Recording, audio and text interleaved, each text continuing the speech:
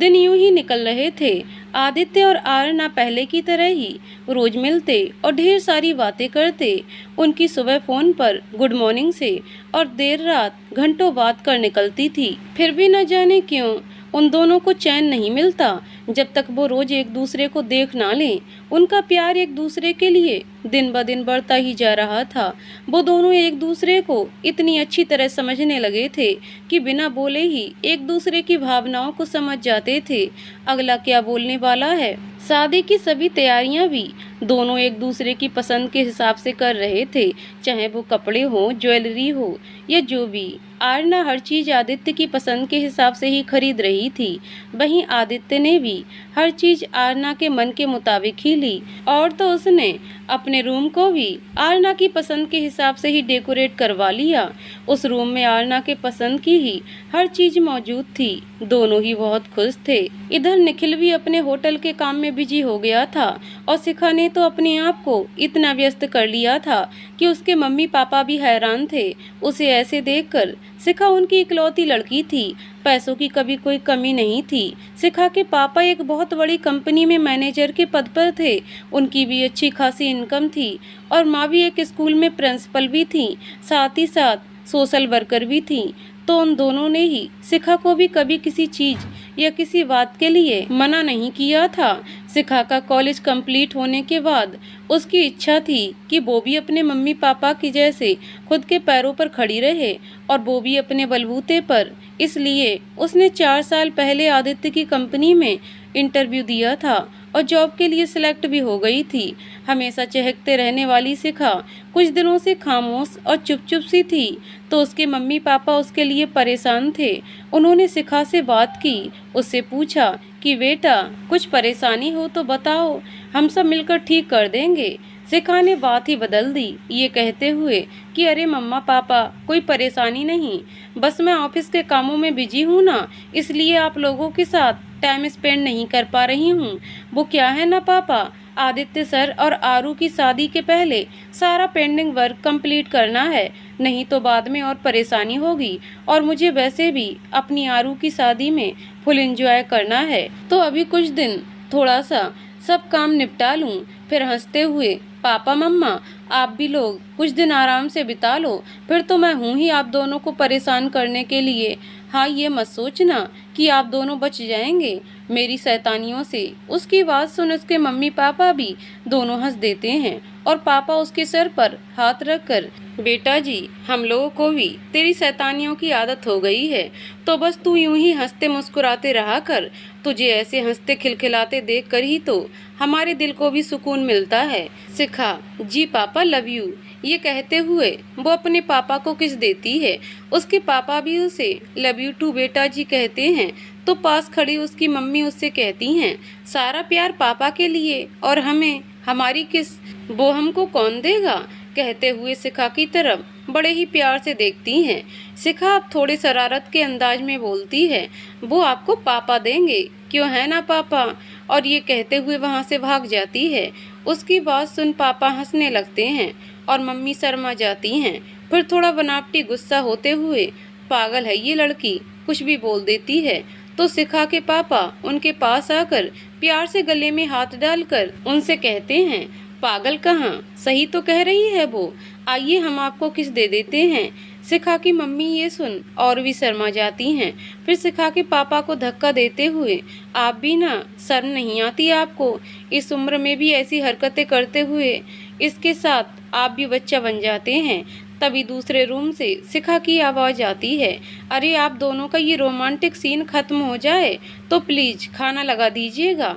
उसकी बात सुन mummy papa दोनों हंसने लगते हैं और मम्मी खाना लगाने किचन में चली जाती हैं। शिखा ये बात अच्छे से जानती थी, अगर वो इस तरह से उदास रही तो मुझे ऐसे देखकर सबसे ज्यादा दुख मम्मी पापा को होगा और वो उन्हें कभी दुखी नहीं देखना चाहती थी। इसलिए अंदर से दुखी होने के बावजूद भी वो खुश होने का नाटक करती है। धीरे धीरे 1 हफ्ता निकल जाता है। अब शादी में सिर्फ 4 दिन ही शेष रहते हैं। आज आरना सुबह जल्दी उठ जाती है और सबसे पहले आदित्य को गुड मॉर्निंग माय लव का मैसेज कर जल्दी से नहाने चली जाती है। फिर आकर माँ के पास रसोई घर में उनकी मदद करने चली जाती है।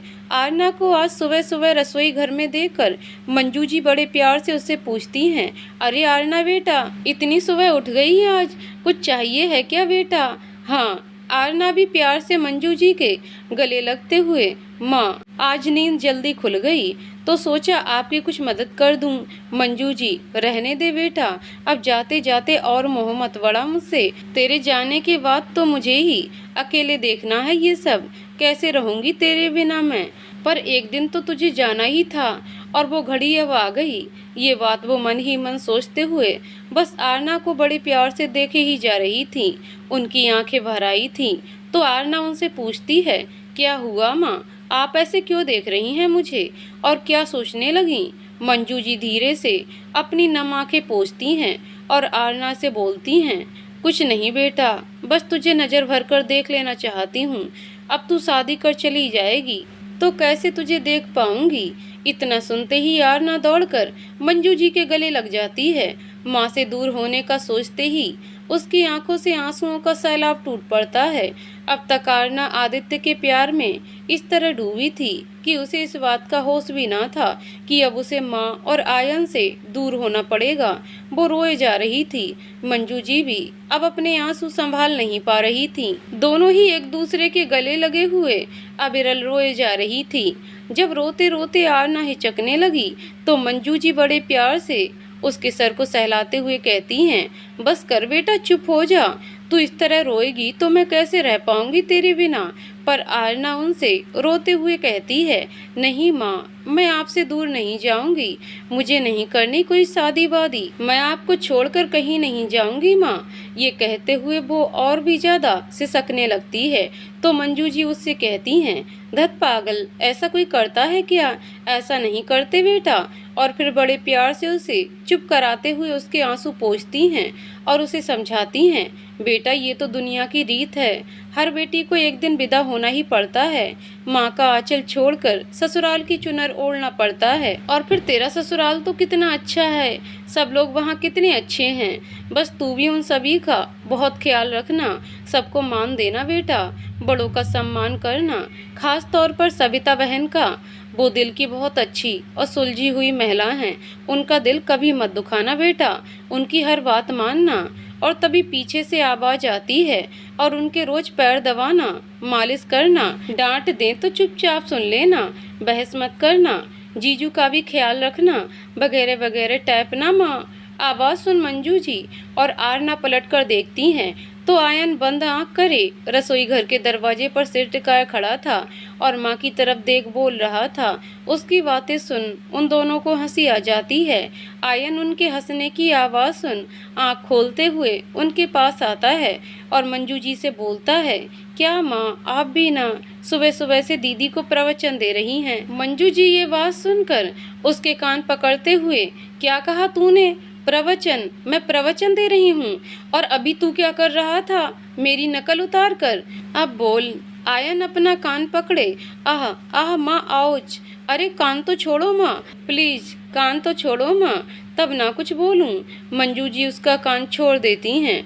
आरना ये देख हंसने लगती है तो आयन उससे बड़े ही भोलेपन से बोलता है, क्या दीदी, एक तो आपका पक्ष ले रहा हूँ, ऊपर से आप मुझ पर ही हंस रही हो। आरना अपनी हंसी रोकते हुए, मेरा पक्ष? वो कैसे आयन? अरे दीदी, जो बातें माँ आपको बता रही थी वो तो आप खुद जानती हो। और फिर आरना से चिपकते हुए, मेरी दीदी इतनी समझदार है कि वो कभी कोई गलत काम नहीं करेगी, वो तो वैसे भी सब लोगों का यहाँ ख्याल रखती है तो वहाँ भी रखेगी। फिर थोड़ा उदास होते हुए, बस हमसे थोड़ा दूर चली जाएगी। पर आप चिंता मत करना दीदी, मैं ना जब भी मन करेगा मिलने आ जाया करूँगा। वैसे भी आपकी शादी यहीं लोकल तो हो रही है तो कोई दिक्कत भी नहीं, और जीजू भी इतने प्यारे हैं तो मैं तो रोज मिलने आऊँगा आपसे। उसकी बात सुन आरना आयन को गले लगा लेती है। उसकी आंखों में फिर आंसू आ जाते हैं और नम आंखें लिए वो आयन का माथा चूमते हुए कहती है, बिल्कुल मेरे भाई, तू कभी भी अपनी दीदी से मिलने आ सकता है, किसी भी वक्त। मंजू जी उन दोनों को ऐसे देखकर अपने आंसू पोंछती हुई उनके सर पर प्यार से हाथ फेरती हैं। फिर उन दोनों को जल्दी से तैयार होने को कहती हैं, क्योंकि आज से सारे रिश्तेदार घर आ जाएंगे। और फिर वो बाकी की व्यवस्था देखने में लग जाती हैं। आरना भी उनकी मदद करने में लग जाती है और आयन नहाने चला जाता है। इधर आदित्य के घर में भी सब रिश्तेदार आ चुके रहते हैं।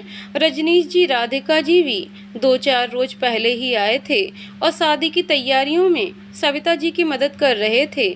आदित्य भी सुबह उठते ही सबसे पहले आरना का मैसेज देखता है, फिर उसको रिप्लाई में गुड मॉर्निंग मेरी जान और किस वाला फेस भेजता है।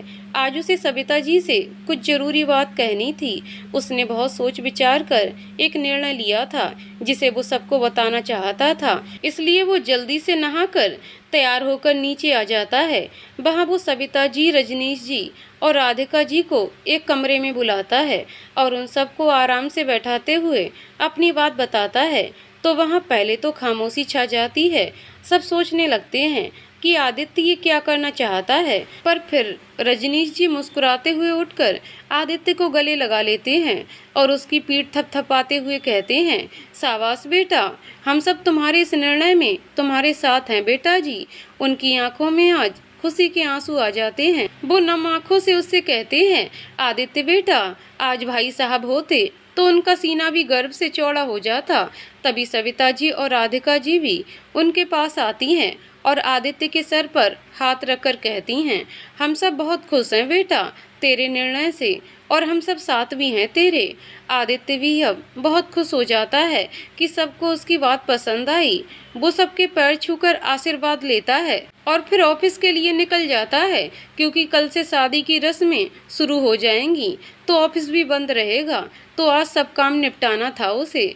दोपहर को जब आदित्य ऑफिस का काम निपटा कर आरना से मिलता है तो उसका उदास चेहरा देखकर चिंतित हो उससे पूछता है, आरना क्या बात है, आज तुम इतनी उदास क्यों हो?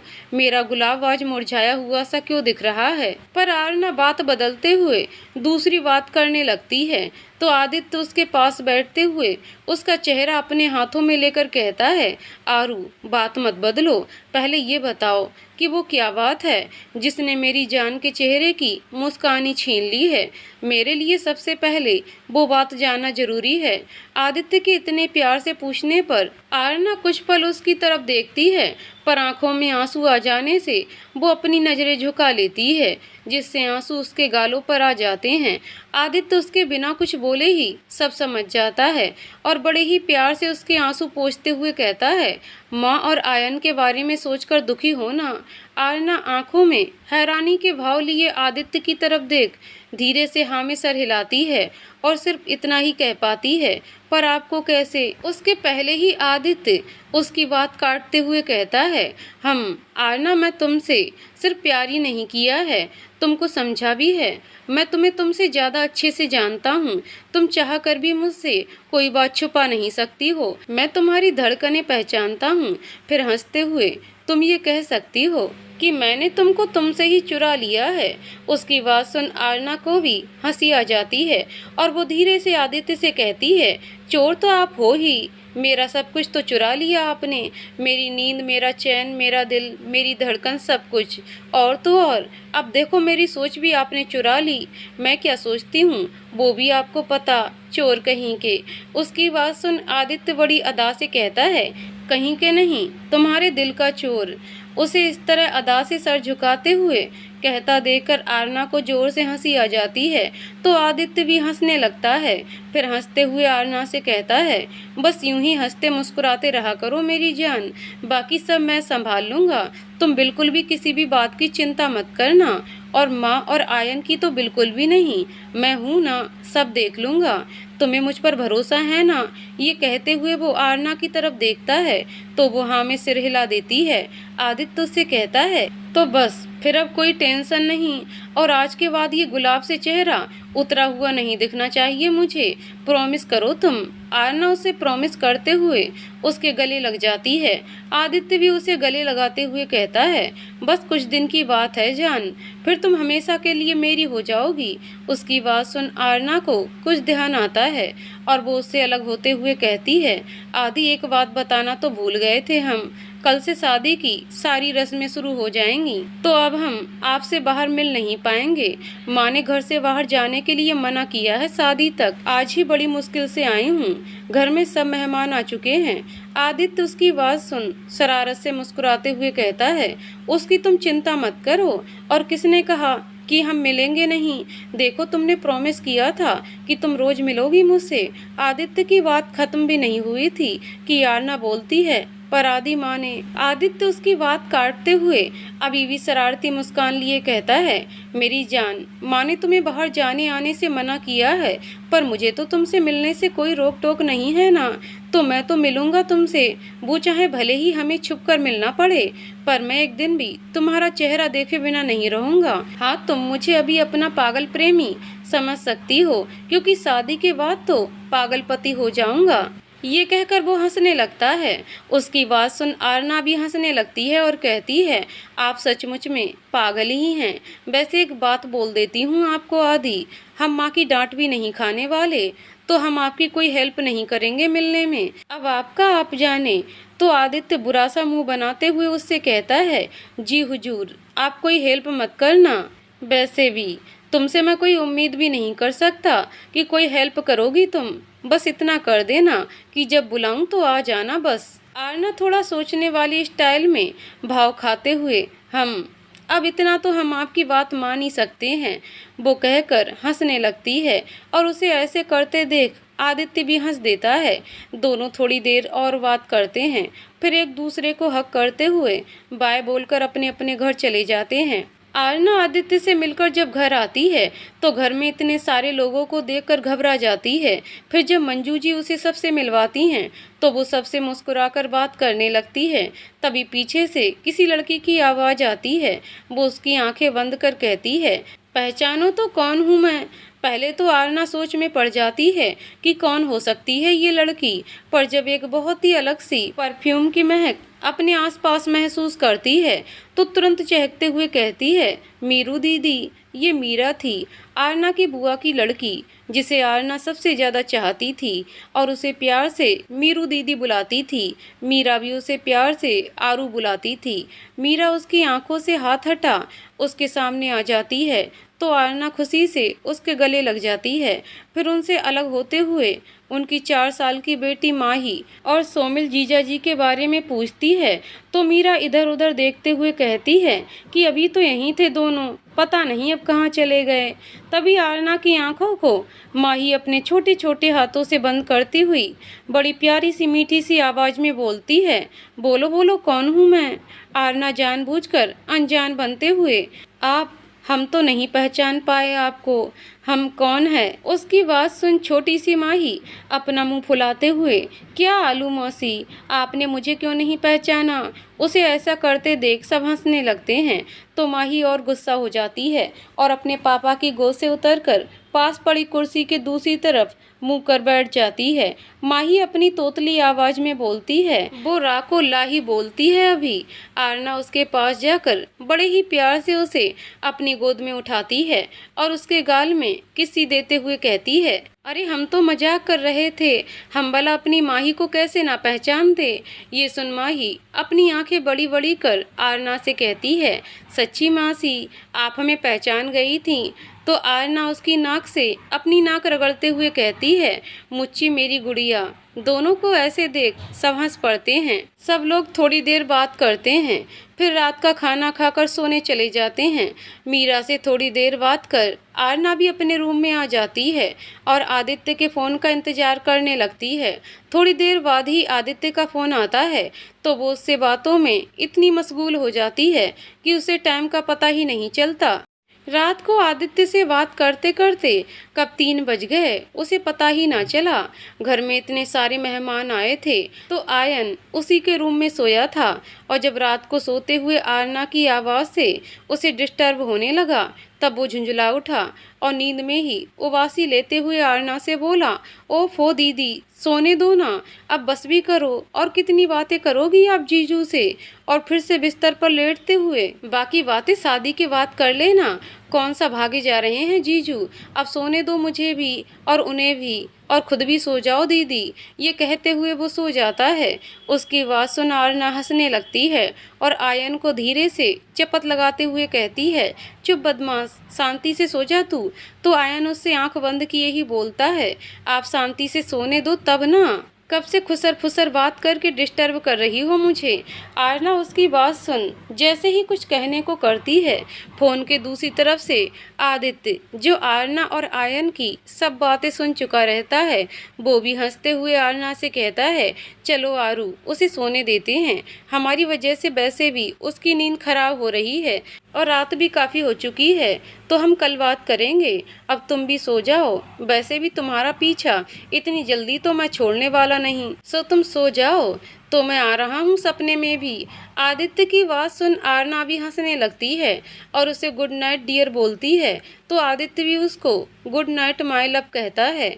अगले दिन सुबह सुबह ही आरना के घर में हल्ला गुल्ला मचा रहता है। पूरा घर मेहमानों से भरा हुआ था। इतने हल्ले और शोरगुल के बाद भी आरना चैन की नींद सो रही थी, क्योंकि रात को सोते सोते उसे 3 बज गया था। सभी लोग तैयार होने में लगे थे, क्योंकि आज संगीत का कार्यक्रम था। आयुष ने कल रात को ही सबको सुबह जल्दी तैयार होने को कह दिया था, पर जिसकी शादी का संगीत का कार्यक्रम था वो तो घोड़े बेचकर सो रही थी। सुबह से उसे मंजू जी, माही और आयन आकर उठा चुके थे, पर वो सबको बस अभी 5 मिनट में उठती हूँ कहकर फिर सो जाती है। आयुष और सौम्या घर आते हैं और मंजू जी से आरना के बारे में पूछते हैं, तो वो उनसे बताती हैं कि वो तो सो रही है, कब से उठा रहे हैं पर उठने का नाम ही नहीं ले रही है।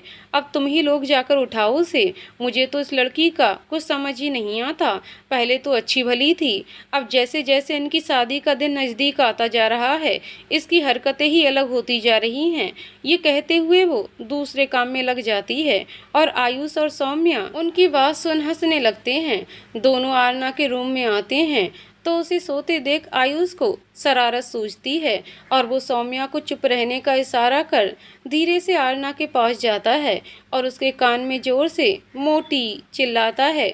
आवाज़ सुन आरना एकदम से हड़बड़ाकर उठती है और जैसे ही सामने आयुष और सौम्या को हंसते हुए देखती है तो उसे बहुत गुस्सा आता है और वो आयुष की तरफ तकिया फेंक कर कहती है, कमीने कहीं के, कोई ऐसे उठाता है क्या? डरा ही दिया तूने तो। और क्या कहा तूने मुझे? मोटी, मोटा होगा तू, समझे ना।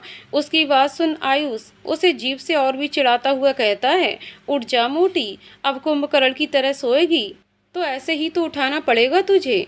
आयुष की बात सुन आरना उठकर उसको मारने के लिए उसके पीछे पीछे दौड़ती है और आयुष उससे बचने के लिए आगे आगे पूरे रूम में यहाँ से वहाँ दौड़ता है। सौम्या उन दोनों को इस तरह चूहा बिल्ली जैसे एक दूसरे के आगे पीछे भागते देखती है तो पेट पकड़कर वहीं हंसते हंसते बैठ जाती है। वो दोनों भी थक कर सौम्या के पास बैठ जाते हैं, फिर एक दूसरे का चेहरा देखकर फिर से हंसने लगते हैं।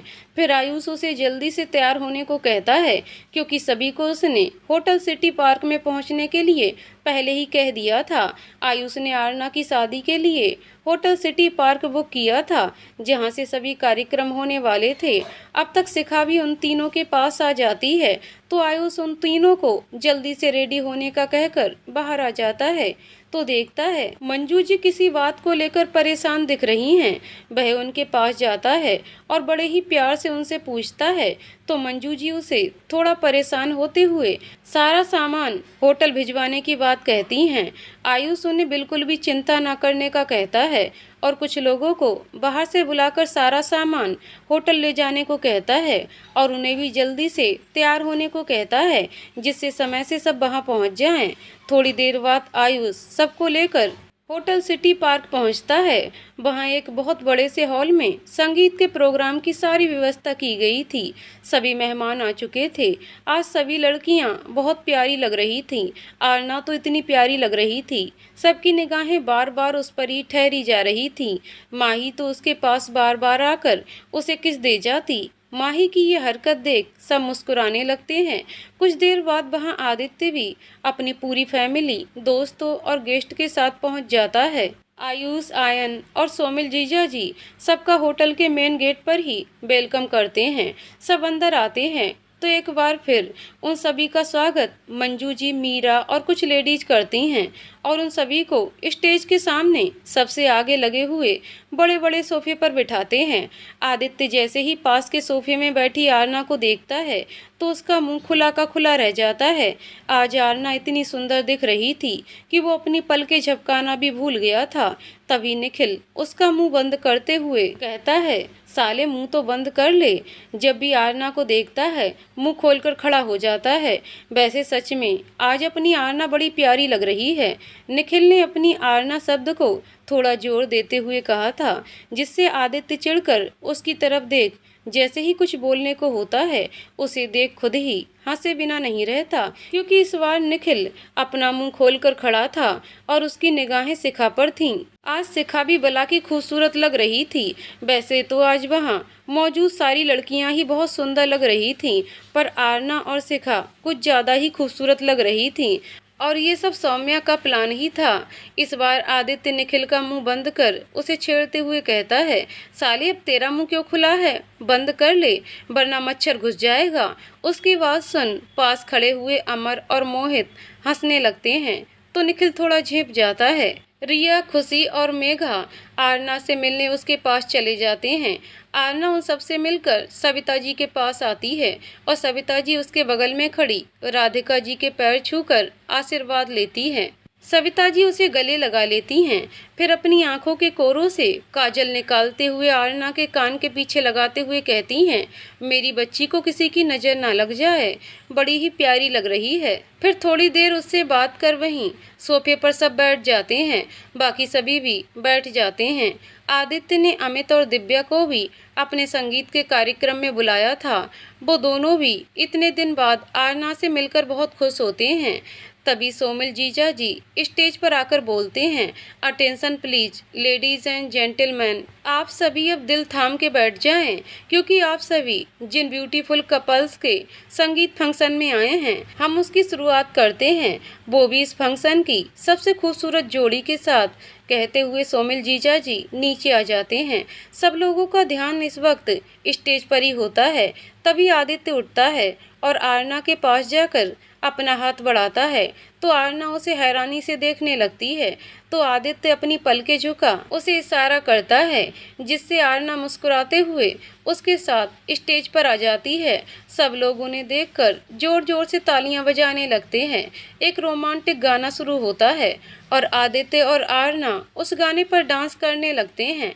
आदित्य बड़े ही प्यार से आरना का हाथ थामे डांस शुरू करता है। गाने के बोल ही इतने रोमांटिक होते हैं कि आरना भी उसकी आंखों में डूब जाती है और डांस में उसका साथ देती है। आदित्य और आरना दोनों ही एक दूसरे की आंखों में खोए हुए डांस कर रहे थे और बाकी सभी भी इन दोनों के डांस को देखने में ही खोए हुए थे।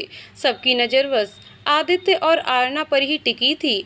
वो दोनों इतना अच्छा डांस कर रहे थे कि किसी की भी नज़र उन पर से हट ही नहीं रही थी।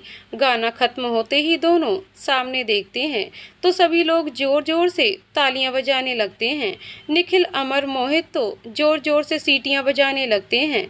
तभी सोमिल जीजा जी फिर से स्टेज पर आते हैं और आरना आदित्य को गले लगा लेते हैं।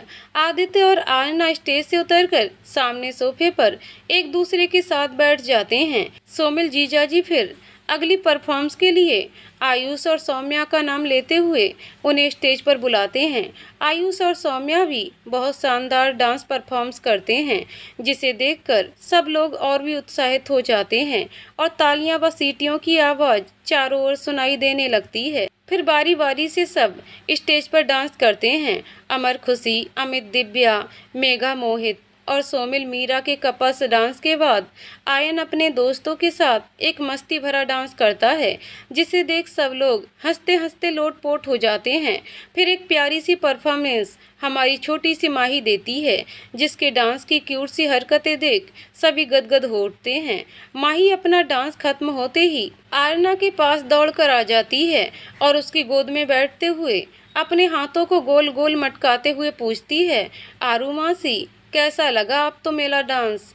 आरना बड़े ही प्यार से पहले तो उसके दोनों गालों पर किस करती है, फिर उतने ही प्यार से उसे अपने पास चिपकाते हुए बोलती है, सबसे प्यारा हमें आपका डांस सबसे अच्छा और सबसे प्यारा लगा। माही उसकी आवाज़ सुन खुश होकर बोलती है, सच्ची मासी आप तो पसंद आया मेरा डांस। तो आरना भी मुस्कुराते हुए उससे कहती है, मुच्ची मेरी गुड़िया रानी हमको आपका डांस बहुत बहुत पसंद आया।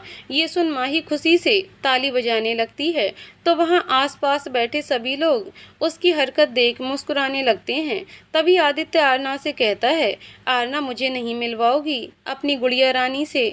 आदित्य की आवाज़ सुन माही जो उसकी तरफ पीट कर बैठी थी पलटकर आदित्य की तरफ देखती है और आरना के कुछ बोलने से पहले ही बोलती है, नमस्ते मासा जी, हम आप तो जानते हैं, हमारी मम्मा ने बताया था हम तो कि आप हमारे मासा जी हैं। उसकी तोतली बोली सुन आदित्य तो एकदम ग्लैड हो जाता है और उसे आरना की गोद से उठा अपनी गोद में बैठाते हुए उसके गालों में किस्सी देता है, जिससे माही थोड़ा शर्मा जाती है और अपना मुंह अपने छोटे छोटे हाथों से ढक लेती है।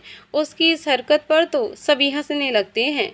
अब स्टेज पर सौर्य और पीहू अपनी जुगलबंदी वाला डांस प्रस्तुत करते हैं, जिसे देख सब लोग अपनी ही जगह पर झूमने लगते हैं। इसके बाद रिया, निखिल फिर राज अपना अपना सिंगल डांस प्रस्तुत करते हैं। राज तो अपने डांस के आखिरी में रिया और शिखा को भी स्टेज पर बुला लेता है और वो दोनों उसका साथ देते हुए डांस करने लगती हैं, जिससे हॉल एक बार फिर से तालियों और सीटियों से गूंजने लगता है। राज, शिखा और रिया स्टेज से नीचे आते हैं और साथ ही बैठ जाते हैं। वो तीनों हंस हंस कर बातें करने लगते हैं। निखिल, जिसकी निगाहें बार बार शिखा की तरफ ही जा रही थी, पर शिखा ने एक बार भी उसकी तरफ नहीं देखा। वो उसे आज पूरी तरह से इग्नोर कर रही थी। शिखा के ऐसा करने से निखिल को थोड़ा बुरा भी लग रहा था और राज के इस तरह उसके पास बैठ हंस हंस कर बात करने से तो उसे और भी गुस्सा आ रहा था। इधर आरना को कुछ याद आता है और वो आयुष को बुलाकर उसके कान में कुछ बोलती है, तो आयुष मुस्कुराते हुए स्टेज पर आता है और सबसे कहता है, attention please ladies and gentleman. उसकी आवाज़ सुन सबका ध्यान स्टेज पर चला जाता है, क्योंकि डांस में थोड़ा सा ब्रेक होने से सभी अपनी ही बातों में मशगूल हो गए थे। सभी सामने देखने लगते हैं। आयुष अपनी बात आगे बढ़ाते हुए कहता है, हे गाइस, अब आप सबके सामने एक ऐसी अदाकार डांस प्रस्तुत करेंगी जिन्होंने अपने स्कूल और कॉलेज लाइफ में डांस में अनगिनत ट्रॉफियां जीती हैं। सब लोग सोचने लगते हैं कि कौन है वो जो इतनी टैलेंटेड है। तभी आयुष शिखा को स्टेज पर बुलाता है, तो शिखा पहले तो नामे सिर हिलाती है, पर राज जब उसे खुश होकर उसका हाथ पकड़कर स्टेज पर लाता है तो फिर वो मना नहीं कर पाती और जैसे ही वो पद्मावती मूवी का घूमर डांस शुरू करती है तो सब एक टक बस उसे देखते ही रह जाते हैं। शिखा इतना ज़बरदस्त डांस करती है कि सभी लोग वाह वाह करने लगते हैं। उसके डांस ने तो इस फंक्शन में जान डाल दी थी। सब लोग सिर्फ उसी के डांस की बात करने लगे। शिखा जैसे ही स्टेज से उतरकर नीचे आती है तो सभी दोस्त उसको ऊपर उठा लेते हैं और बाकी सभी गेस्ट उसके लिए तालियां और सीटियां बजाने लगते हैं कि पूरा हॉल और उसके बाहर की आवाज़ गूंजने लगती है। सभी उसके डांस की तारीफ कर रहे थे। निखिल तो बस एक जगह बैठे उसे देखता रह जाता है। वो बिना पलक झपकाए बस उसे ताकता रहता है। जब थोड़ी देर बाद वो खुद को संभालता है तो शिखा के पास जाकर उसे बधाई देना चाहता है, पर उसके आसपास इतनी भीड़ देखकर खुद को रोक लेता है। वो शिखा को अभी भी देखे जा रहा था। अमर, राज, मोहित, आयुष उसे नीचे उतारते हैं और वहीं खड़े हो उससे बात करने लगते हैं, तो निखिल उनके पास जाने लगता है। तभी वो शिखा को देखता है जिसकी सांस थोड़ा फूल रही थी और ऐसा लग रहा था जैसे उसका गला सूख रहा हो। शायद ये डांस की वजह से हो रहा हो उसे, इसलिए वो उसके पास न जाकर सीधा उसके लिए पानी या कोल्ड ड्रिंक्स लेने चला जाता है। और जब कोल्ड ड्रिंक लेकर लौटता है तो जैसे ही शिखा की तरफ देखता है उसका चेहरा गुस्से से तमतमा जाता है। राज उसके लिए कोल्ड ड्रिंक पहले ही ले आता है और शिखा की तरफ बड़े ही अदा से नीचे बैठते हुए दे रहा होता है, जिसे देख शिखा हंसने लगती है और उससे कोल्ड ड्रिंक ले पीने लगती है। निखिल ये देख गुस्से से अपने हाथ में ली हुई कोल्ड ड्रिंक का गिलास वहीं पास रखी टेबल पर जोर से रख देता है और उठकर थोड़ी देर के लिए हॉल से बाहर चला जाता है। निखिल गुस्से में हॉल के बाहर निकल जाता है और अपने जेब से सिगरेट निकालकर उसे जलाता है और जैसे ही वो 2 कसी लगाता है कि उसे खांसी आ जाती है। वैसे तो निखिल में कोई भी बुरी आदत नहीं है, ना तो वो कभी शराब पीता, ना ही पान गुटखा खाता, वो तो सौंफ भी नहीं खाता था। पर जब वो थोड़ा टेंशन में होता है तो सिगरेट का 1 या 2 कस लगा लेता था, वो भी उसे ठीक से पीना नहीं आता था। ये सिगरेट की आदत तो उसे जब वो मुंबई में था और काम की परेशानियों के बीच उसे अपने मैनेजर से इस सिगरेट की आदत लग गई थी। निखिल अभी खांस ही रहा था, तभी आयन को अपने दोस्तों के साथ बाहर आता देखता है तो तुरंत अपनी सिगरेट दूर फेंक देता है। आयन अपने कुछ दोस्तों को विदा कर जब वापस मुड़ता है तो वह निखिल को देख उसके पास आता है और उससे पूछता है, अरे निखिल भैया, आप यहाँ क्या कर रहे हैं? अंदर जीजू आपको ढूंढ रहे थे।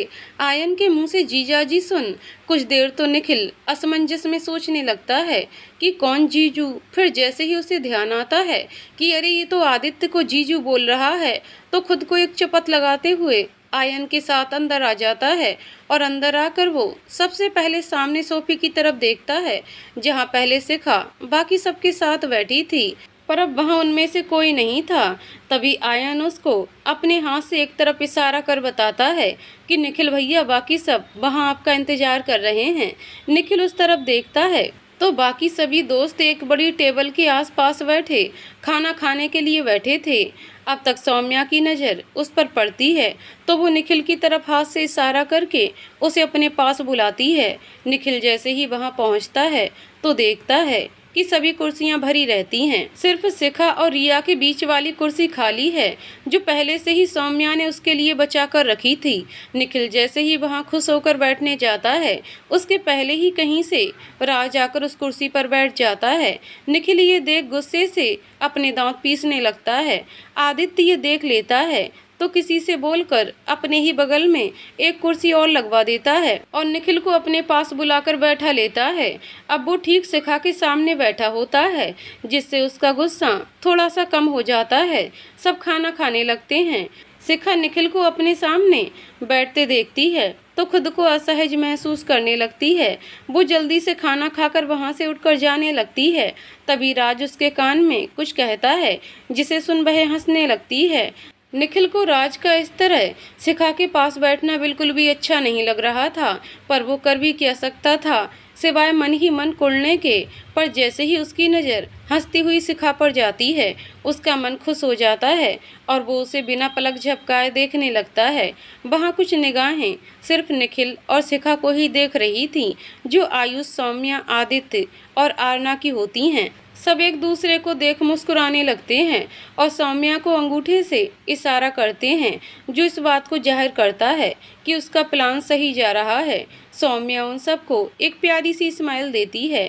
यहाँ आरना ने भी नोटिस किया कि शिखा भी सबसे नज़रें चुराकर निखिल को देख रही है। ये देख उसके चेहरे पर भी मुस्कान आ जाती है। तभी शिखा के मम्मी पापा जो मंजू जी और सविता जी से अब घर जाने की इजाज़त ले चुके होते हैं और शिखा को भी घर चलने के लिए कहते हैं। निखिल भी वहीं पास खड़े रहता है। जैसे ही शिखा के जाने की बात सुनता है तो उसका दिल थोड़ा उदास सा हो जाता है। आरना शिखा को थोड़ी देर और अपने साथ रुकने का कहती है। वैसे तो शिखा नहीं रुकना चाहती थी, क्योंकि अपने आसपास निखिल की मौजूदगी उसे असहज बना रही थी। वो अपने दिल को कितना ही कड़ा कर रही थी कि वो निखिल को इग्नोर करे, पर उसकी आंखें ही उसका साथ नहीं दे रही थीं।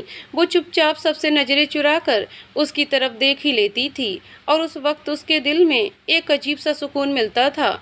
चाहे निखिल जी उसे प्यार ना करते हों, पर वो तो उनसे प्यार करती है, वो भी बेइंतहा प्यार। पर वो अपनी भावनाओं को रोक नहीं पा रही थी, इसलिए वहां से जाना चाह रही थी, पर आरना को दुखी भी नहीं करना चाहती थी। इसलिए अपने मम्मी पापा से कह देती है कि आप लोग चले जाइए, मैं थोड़ी देर से आ जाऊंगी। शिखा के मम्मी पापा भी उसकी बात मान चले जाते हैं। खाना खाने के बाद सभी अपनी अपनी बातों में मशगूल हो जाते हैं। सब एक दूसरे को बता रहे थे कि शादी वाले दिन वो क्या पहनेंगे। जहां सभी लड़कियां अपनी ड्रेस के बारे में बातें कर रही थीं, वहीं सब लड़के भी अपने लुक को लेकर जोर शोर से बतिया रहे थे, और बातों बातों में ही लड़के लड़कियों के बीच बहस छिड़ जाती है कि कौन सबसे ज़्यादा अच्छा दिखेगा। इन सब के बीच सिर्फ दो लोग थे जो चुपचाप उन सबको देखकर मुस्कुरा रहे थे। वो थे आरना और आदित्य। आदित्य आरना का हाथ पकड़े हुए बैठा था और आरना उसके कंधे पर सर टिकाए हुए थी। आदित्य उन सबको ऐसे लड़ते देखकर हंसने लगता है। फिर आरना की तरफ उसने देखा, जो उन सभी को बस मुस्कुराते हुए देखे जा रही थी। आदित्य उससे बड़े ही प्यार से धीरे से पूछता है, क्या बात है डियर, बड़ा मुस्कुराया जा रहा है, क्या बात है, मुझे भी तो बताइए। आरना उसकी बात सुन थोड़ा शरारत से पूछती है, क्यों, आपको हम मुस्कुराते हुए अच्छे नहीं लगते क्या? आदित्य उसकी ये बात सुन पहले तो उसे हैरानी से देखता है, फिर उसके चेहरे पर शरारती मुस्कान देख समझ जाता है।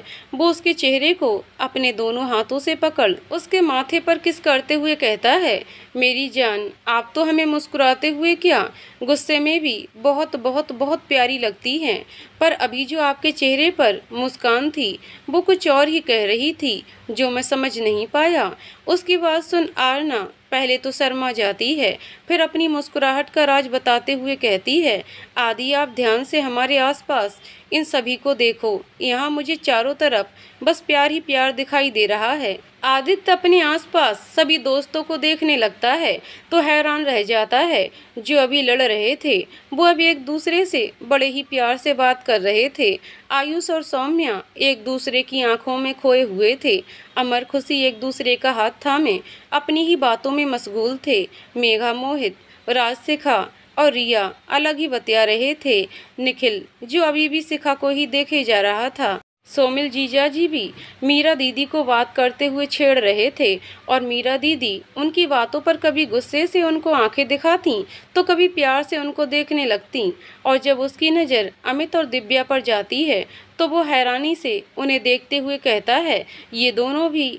आरना पहले एक नज़र आदित्य पर डालती है और उसकी आंखों में अमित और दिव्या की तरफ देख मुस्कुराते हुए उससे कहती है, जी ये दोनों भी। इतना हैरान मत होइए आप आदि, ये दोनों एक दूसरे को 2 साल से डेट कर रहे हैं, और अब हमें देखकर इन दोनों ने भी शादी का मन बना लिया है, और जल्द ही हम सबको अपनी शादी में बुलाएंगे ये। आरना की बात सुन आदित्य उसे हैरानी से देखते हुए कहता है, मुझे तो कभी ऐसा कुछ लगा या दिखा नहीं कि ये दोनों डेट कर रहे हैं। आरना हंसते हुए उससे कहती है, आपको कुछ दिखता भी है ऑफिस के सिवाय?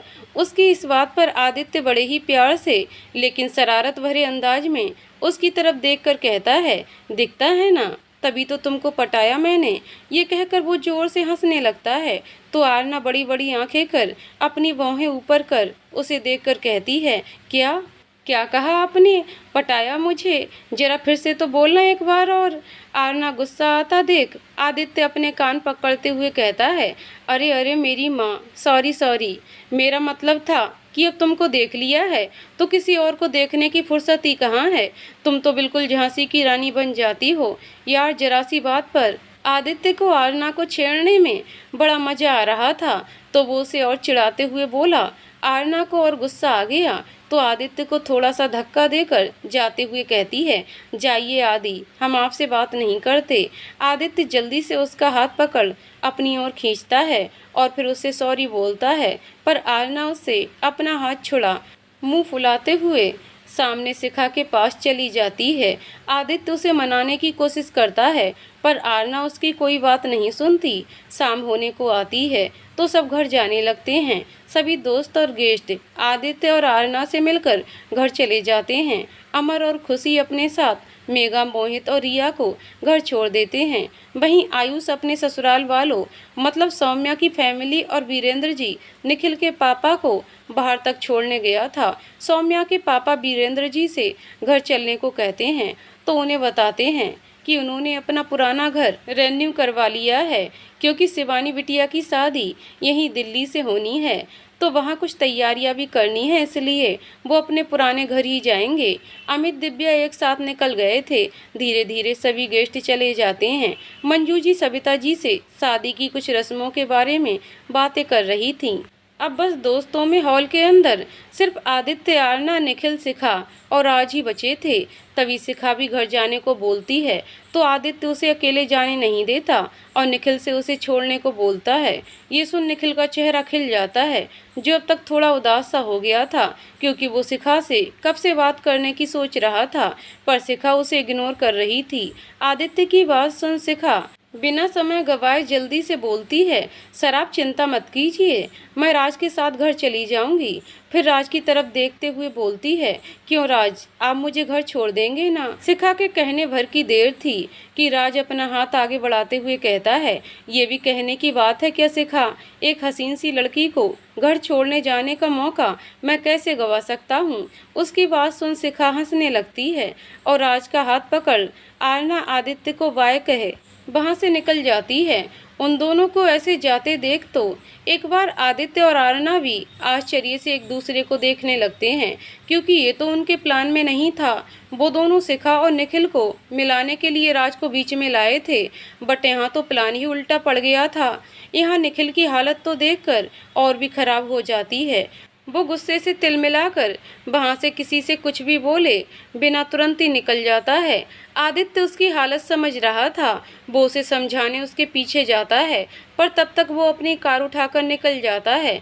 आदित्य जब वापस आता है तो आरना भी सविता जी और मंजू जी के पास चली जाती है। वो लोग भी अब घर निकल रहे थे। सब एक दूसरे से मिलकर घर निकल जाते हैं। घर पहुंचकर आदित्य आरना को कई बार फोन करता है पर आरना अभी भी थोड़ा नाराज रहती है तो वो उसका फ़ोन नहीं उठाती है और अपने रूम में जाकर लेट जाती है। हालांकि नींद तो उसे भी नहीं आ रही थी क्योंकि आदित्य से ज़्यादा देर वो भी नाराज नहीं हो सकती। वो घड़ी देखती है, रात के 12 बजने वाले थे।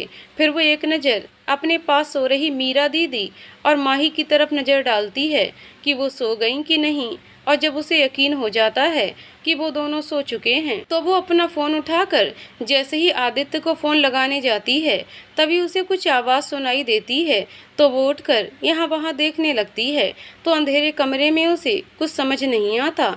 तभी फिर कुछ आवाज़ सुनाई देती है उसे तो वह समझ जाती है कि आवाज़ तो बाहर से आ रही है। वो उठकर अपनी बालकनी में आती है और जैसे ही नीचे देखती है उसकी आंखें खुली की खुली रह जाती हैं। उसे नीचे आदित्य दिखाई देता है जो एक रस्सी उसकी बालकनी में फेंकने की कोशिश कर रहा था। तभी आदित्य की नज़र भी आरना पर पड़ती है तो वो खुश हो जाता है कि चलो अब ऊपर नहीं चढ़ना पड़ेगा।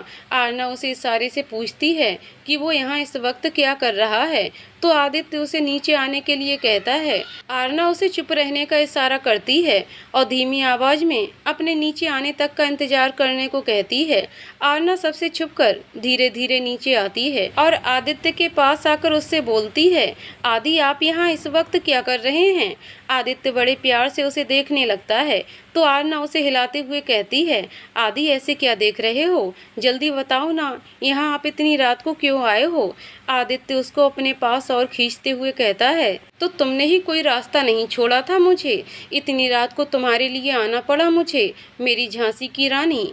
ये कहकर वो फिर से शरारत से मुस्कुरा देता है जिसे सुन आरना उसे गुस्से से घूरने लगती है और अपना हाथ छुड़ाने लगती है तो आदित्य उसे अपने और करीब लाता है और उससे कहता है, आरू मेरी जान, यूं गुस्सा तो मत हुआ करो, जानती हो ना तुम्हारी नाराज़गी मुझसे बर्दाश्त नहीं होती। फिर थोड़ा उदास होते हुए कहता है, मालूम है जब तुमने मेरा फ़ोन नहीं उठाया तो मैं कितना बेचैन हो गया था।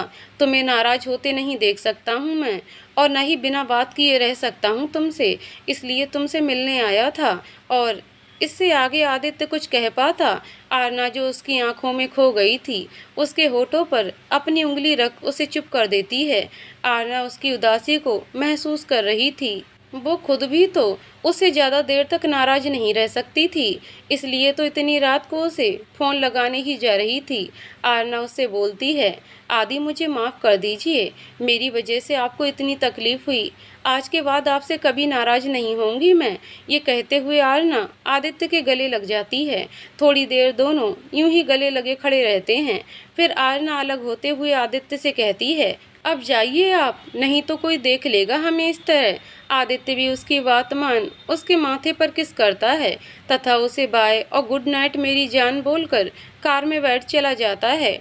आरना भी उसे गुड नाइट बोलती है, और जब तक आदित्य की कार आंखों से ओझल नहीं हो जाती तब तक उस ओर देखती रहती है। फिर आकर अपने रूम में सो जाती है। निखिल काफ़ी देर तक दिल्ली की सड़कों पर कार ड्राइव करता रहा।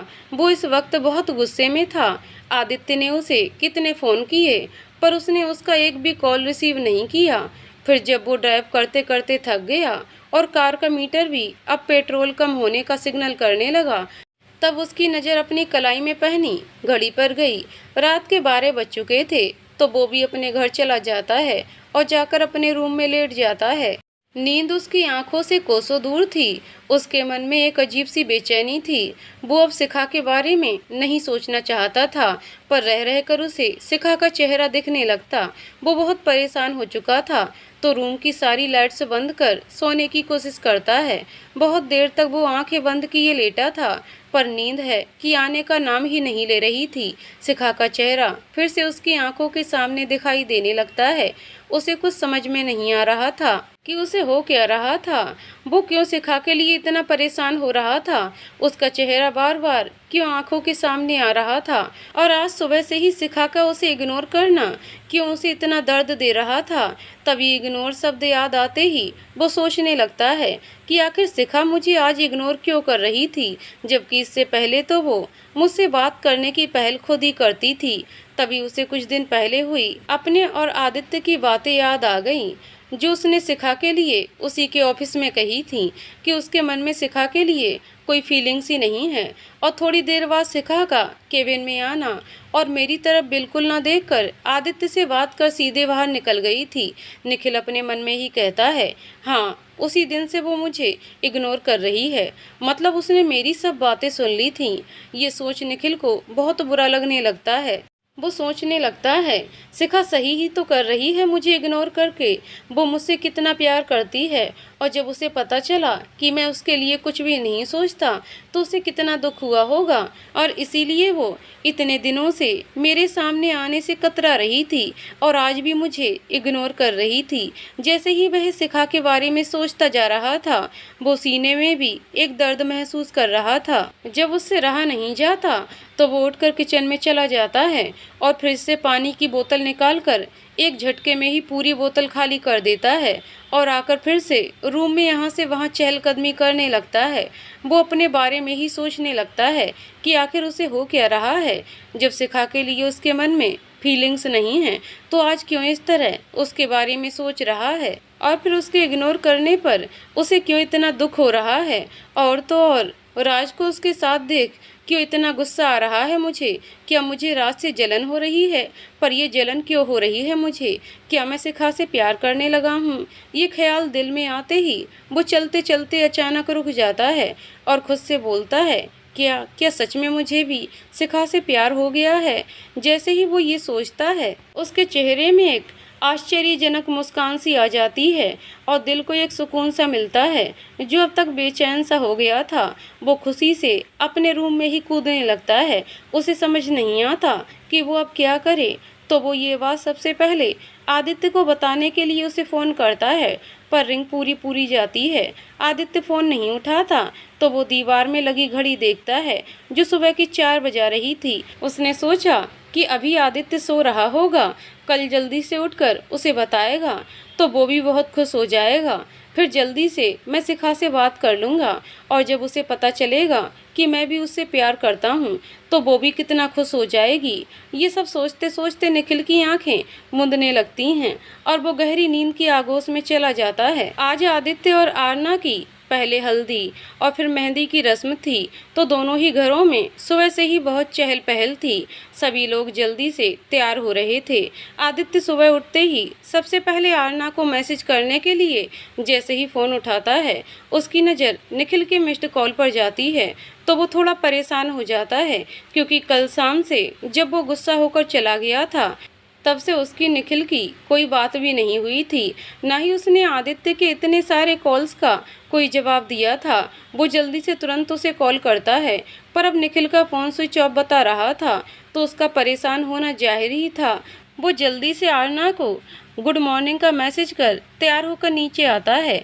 वो थोड़ा परेशान होते हुए निखिल को बार बार फ़ोन लगा रहा था पर फ़ोन अभी भी स्विच ऑफ बता रहा था जिससे उसे निखिल के साथ कुछ गलत होने की आशंका होने का डर लगता है और वो तेज़ी से बाहर जाने लगता है। तभी उसे बाहर जाते देख सविता जी देख लेती हैं और उसे रोकते हुए कहती हैं, आदि कहाँ जा रहा है तू इतनी जल्दी? आज तेरी हल्दी और मेहंदी है और तू आज भी चैन से घर पर नहीं बैठ सकता। आदित्य उनकी बात सुन जल्दी से कहता है, माँ बस मैं जल्दी से आता हूँ, एक ज़रूरी काम है, बस थोड़ी देर में आ जाऊँगा। ये कह वो जैसे ही आगे बढ़ता है राधिका जी उसे रोक लेती हैं। उनके साथ रजनीश जी, अमर, मोहित, खुशी, रिया और कुछ लोग भी होते हैं जो आदित्य की बात सुने बिना ही उसे ज़बरदस्ती उस जगह पर ले जाते हैं जहां हल्दी की रस्म होने वाली थी।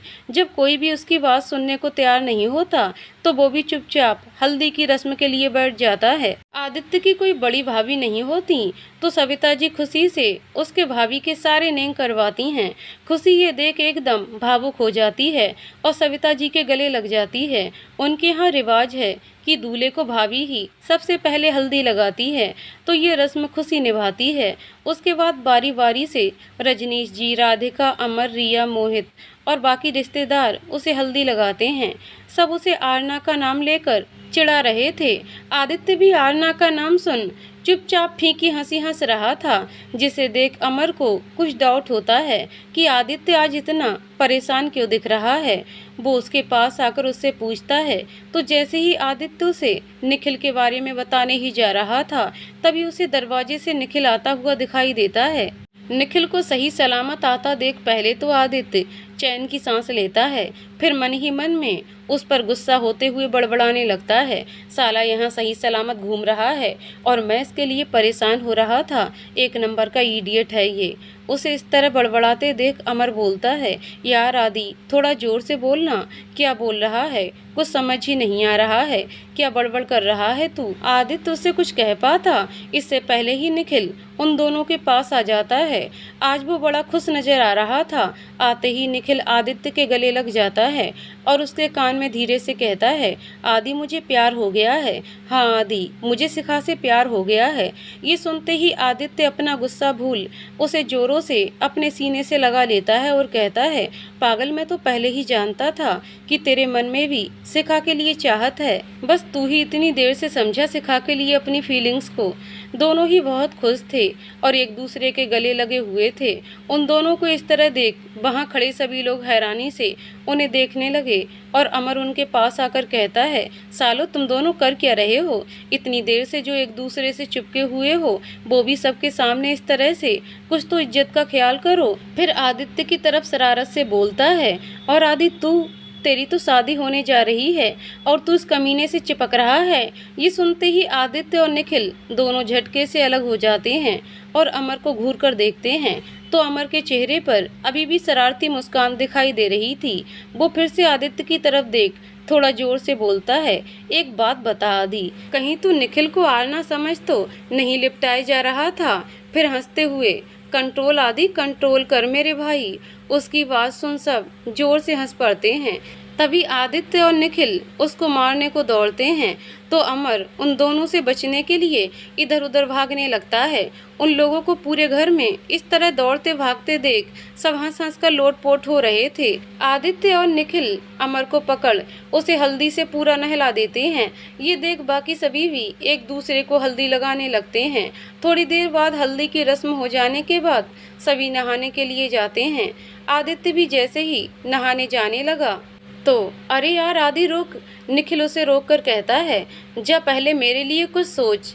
मैं जल्द से जल्द शिखा को बताना चाहता हूँ कि मैं भी उससे बहुत प्यार करता हूँ, पर कैसे बताऊँ? वो तो मुझे उस दिन से ही इग्नोर कर रही है यार। आदि उसकी बेरुखी मुझसे अब और नहीं सही जाएगी, प्लीज यार कुछ कर मेरे लिए। मैं उससे मिलना चाहता हूँ, अपने दिल का सारा हाल बयां करना चाहता हूँ। उसकी आंखों में शिखा के लिए इतना प्यार और मिलने की बेचैनी देख आदित्य मुस्कुरा देता है और उसका हाथ पकड़ कहता है, निखिल मैं समझ सकता हूँ तेरी ये बेचैनी। ये कमबख्त प्यार ही ऐसी चीज है जिसमें इंसान अपना चैन नींद सब कुछ खो देता है।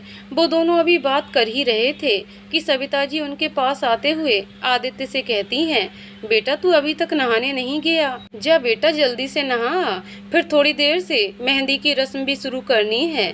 फिर निखिल की तरफ देखकर, और हाँ बेटा निखिल तुम भी जल्दी से नहा कर आ जाओ क्योंकि तुमको और रिया को आरना के घर जाना है सगुन की मेहंदी लेकर। मैंने रिया बेटी से बोल दिया है तो वो तैयार होकर अभी आती ही होगी, तुम भी जल्दी से तैयार होकर आ जाओ। सविता जी की बात सुन दोनों की आंखें खुशी से चमकने लगती हैं क्योंकि निखिल को शिखा से मिलने का सबसे अच्छा आइडिया मिल गया था। वो खुश होकर जल्दी से तैयार होने चला जाता है और जल्दी ही तैयार होकर आ भी जाता है। फिर सगुन की मेहंदी लेकर रिया को साथ ले दोनों आरना के घर निकल जाते हैं। यहाँ आरना के घर भी हल्दी तेल की रस्म चल रही थी। आरना पीली साड़ी में आज बहुत ही सुंदर लग रही थी। आयुष कैमरा लिए उसकी फोटो खींचे जा रहा था। मंजू जी आरना को एक बड़े से पट्टे पे बैठाती हैं जहां सबसे पहले तेल चढ़ाने की रस्म होती है तो माही सबसे आगे आकर ये रस्म निभाती है। इसके बाद बाकी सभी आरना को तेल चढ़ाते हैं। उसके बाद हल्दी की रस्म शुरू होती है। सौम्या, शिखा, मीरा दीदी, आयुष राज, सोमिल, जीजा जी और बाकी सभी आरना को हल्दी लगाते हैं। माही भी अपने छोटे छोटे हाथों से जब आरना को हल्दी लगाती है तो आरना भी उसकी नाक खींचते हुए उसके गाल में हल्दी लगा देती है। ये देख माही अपनी आंखें बड़ी बड़ी कर अपने कमर पर हाथ रख उससे बोलती है, ये त्या तिया मासी आपने, हम तो त्यो हल्दी लगा दी, हमारी थोली ना शादी होली है। माही की इस तरह तोतली बोली सुनकर सब हंस देते हैं तो शिखा उसे गोदी में उठाते हुए शरारत से कहती है, अब तो माही आपकी भी शादी करवानी पड़ेगी हम सबको क्योंकि आपको भी हल्दी लग गई है। ये सुन माही घबरा कर जल्दी से बोलती है, अरे नहीं नहीं शिखा मासी, हम तो अभी बहुत थोते हैं, हम तो नहीं करनी थोड़ी शादी वादी। ये कहते हुए शिखा की गोद से उतरकर भाग जाती है और सभी हंसने लगते हैं। तभी वहाँ कुछ लोग ढोल बजाते हुए आते हैं जिन्हें आयुष ने ही बुलाया होता है। ढोल की आवाज़ सुन सभी खुशी से झूमते हुए नाचने लगते हैं। तभी वहाँ निखिल और रिया सगुन की मेहंदी लेकर पहुँचते हैं। मंजू जी उन दोनों को देखते ही उनके पास जाती हैं तो निखिल और रिया मेहंदी का थाल उनको दे देते हैं। रिया आरना के पास चली जाती है और निखिल मंजू जी से बातें करने लगता है। वो बात तो मंजू जी से कर रहा होता है पर उसकी निगाहें शिखा को ही ढूंढ रही होती हैं। निखिल को देख सौम्या उसके पास आ जाती है और उसे अपने साथ खींचकर ले जाने लगती है तो निखिल उससे पूछता है, अरे सोमू रुक ना, इस तरह खींचकर कहाँ ले जा रही है मुझे। उसकी बात सुन सौम्या उससे बोलती है, क्या निखिल भैया आप भी देखो ना कितना मस्त ढोल बज रहा है, सब एंजॉय कर रहे हैं, आप भी चलो ना।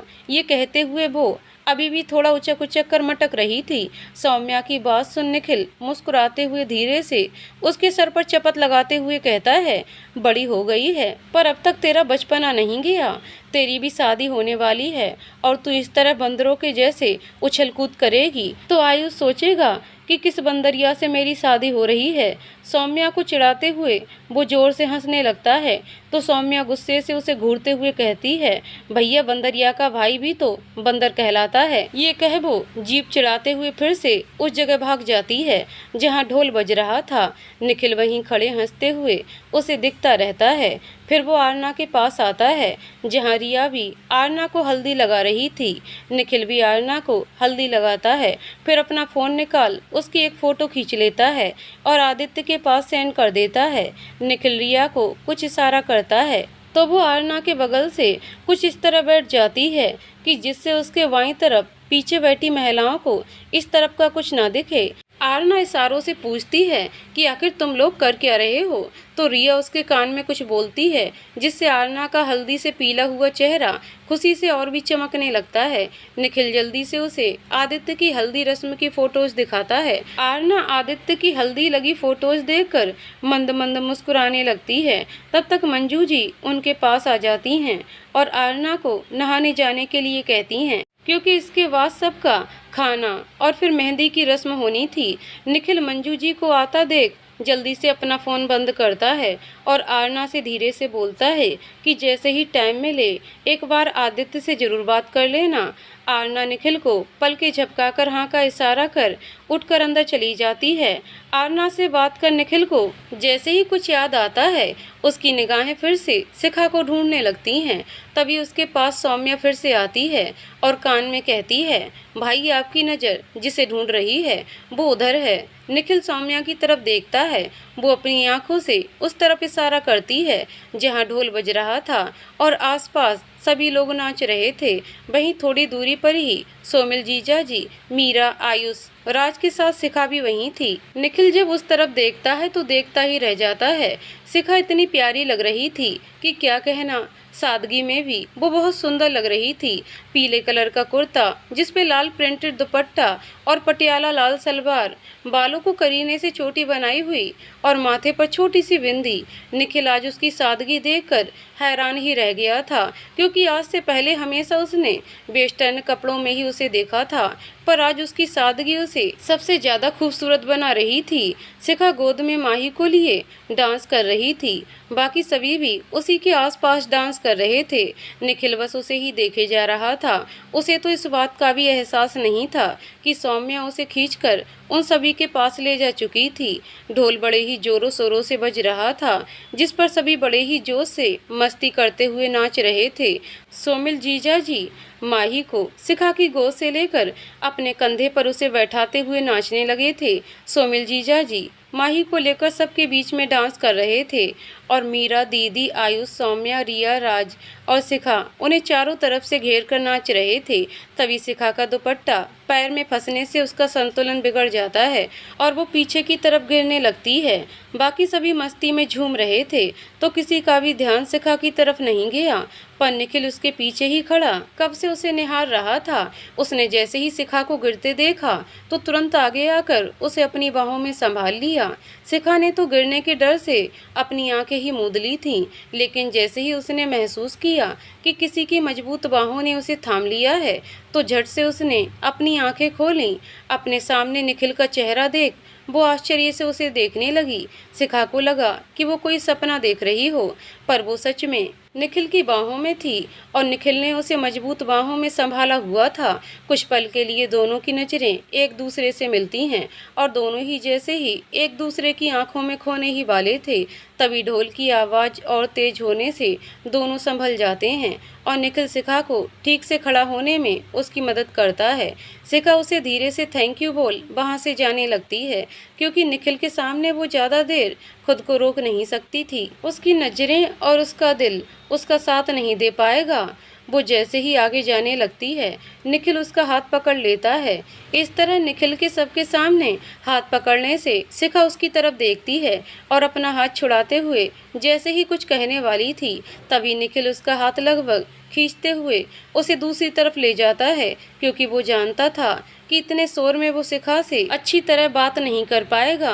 शिखा को कुछ समझ नहीं आ रहा था। एक तरफ निखिल का हाथ पकड़ना उसे अपनेपन का एहसास दे रहा था, तो दूसरी तरफ उसके दिल में अपने लिए कोई भी फीलिंग्स ना होने वाली बात उसे चुभ रही थी। ये सोचते ही उसकी आंखों में आंसू आ जाते हैं, और वो जब तक निखिल से अपना हाथ छुड़ाने की कोशिश करती, उससे पहले ही निखिल उसे पास के ही एक कमरे में ले आता है, और कमरे में आते ही वो उसका हाथ छोड़ देता है और कुछ पल शिखा की तरफ देखता है।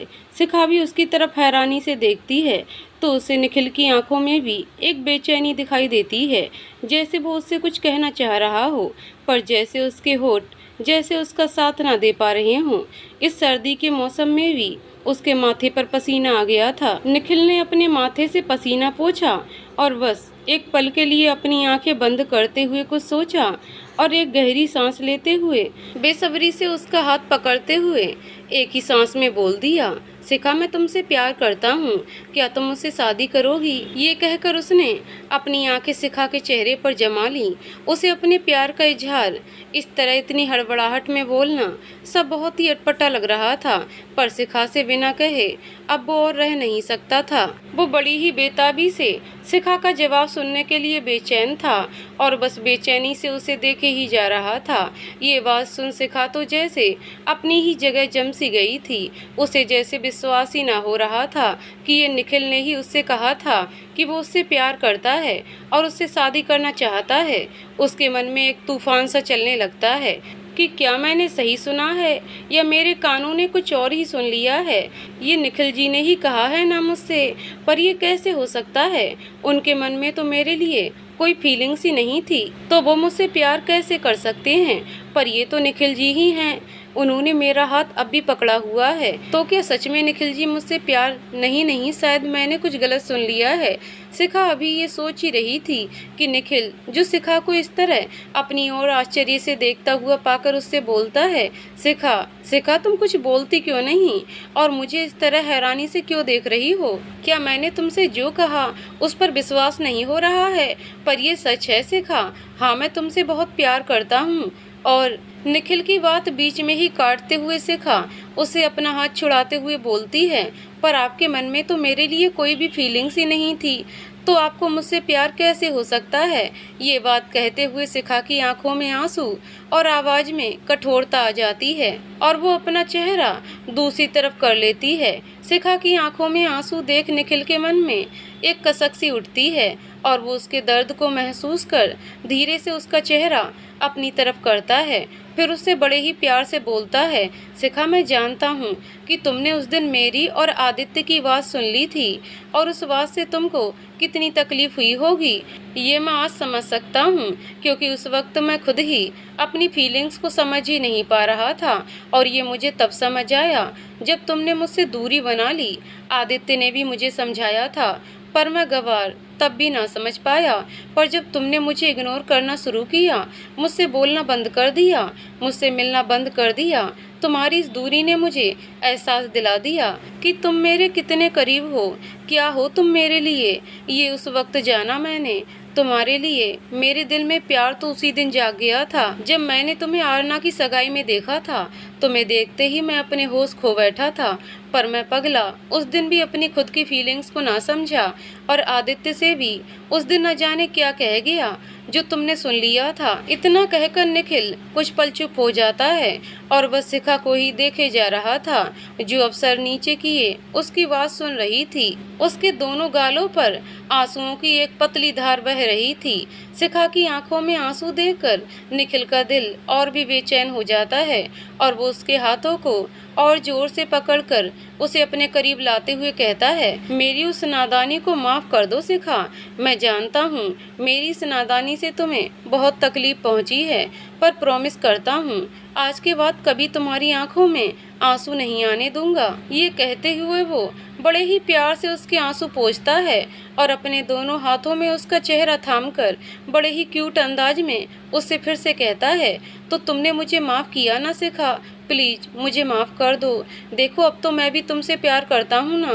निखिल का इस तरह क्यूट चेहरा बनाकर बोलना शिखा को बड़ा अच्छा लगता है और उसके होठों पर हल्की सी मुस्कान आ जाती है, जिसे देख निखिल भी मुस्कुरा उठता है और कुछ पल दोनों फिर से एक दूसरे की आंखों में खो जाते हैं।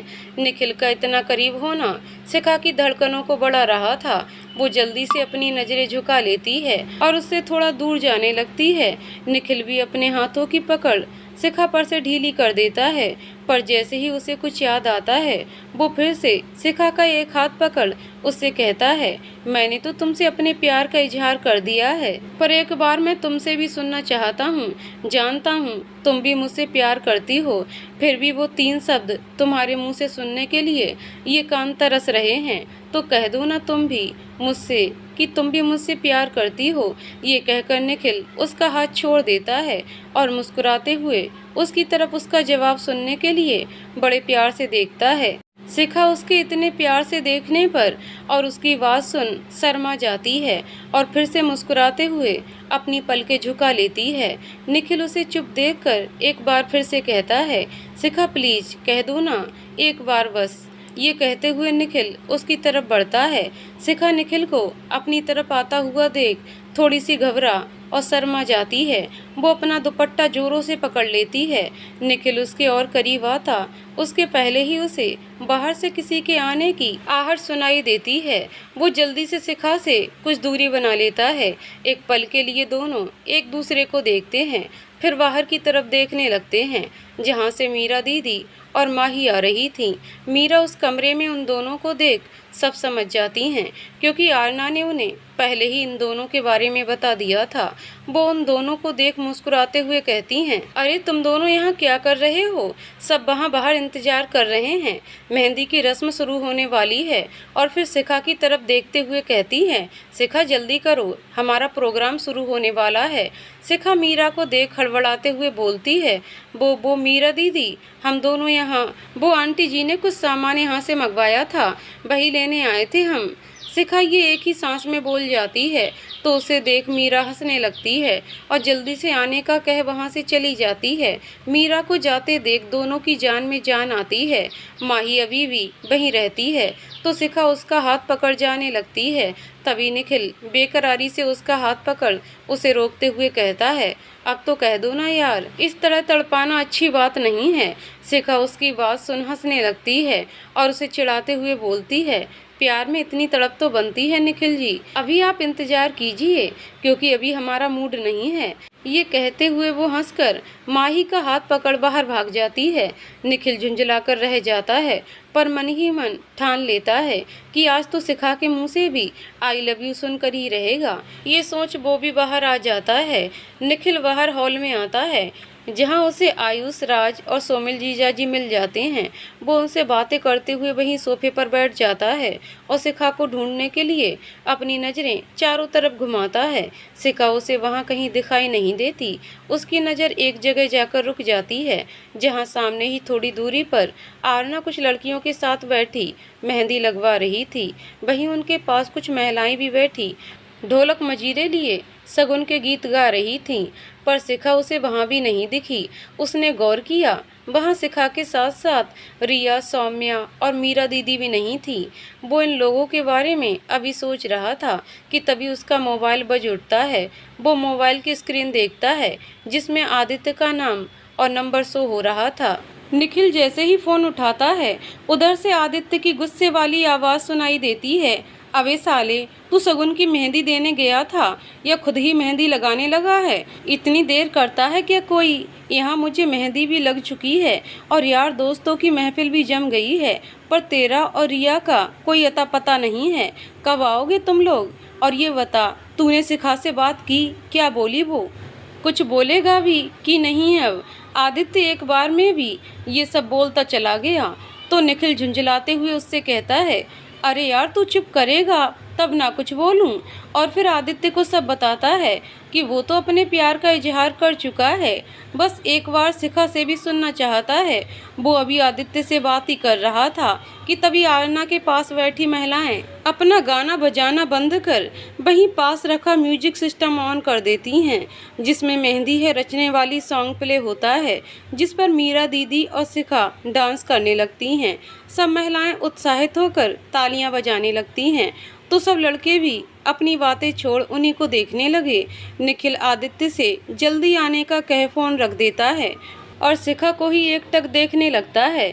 मीरा दीदी शिखा ने बहुत अच्छा डांस किया, सभी ने उनकी खूब तालियां बजाईं। डांस करते करते शिखा की नज़रें बार बार निखिल की तरफ जा रही थीं, जहां निखिल इशारों से उससे भी अपने प्यार का इजहार करने को कह रहा था और शिखा उसको चिढ़ाते हुए ना कह रही थी, जिससे निखिल थोड़ा गुस्सा होने का नाटक करता है और शिखा मीरा का हाथ पकड़ आरना के बगल में आ बैठती है। इधर आरना का मोबाइल कब से बज रहा था, वो अपने रूम में ही मोबाइल भूल आई थी, पर इतने शोरगुल में उसे रिंग नहीं सुनाई दी। तभी 10-11 साल की एक लड़की उसका मोबाइल देते हुए बोलती है, आरना दीदी आपका फ़ोन कब से बज रहा है? मैंने देखा तो उठा लिया, उसमें खड़ूस नाम शो हो रहा था, लीजिए आप बात कर लीजिए। उस लड़की की आवाज़ सुन वहाँ बैठी महिलाएं हंसने लगीं और आरना से पूछती हैं, ये खड़ूस कौन है आरना?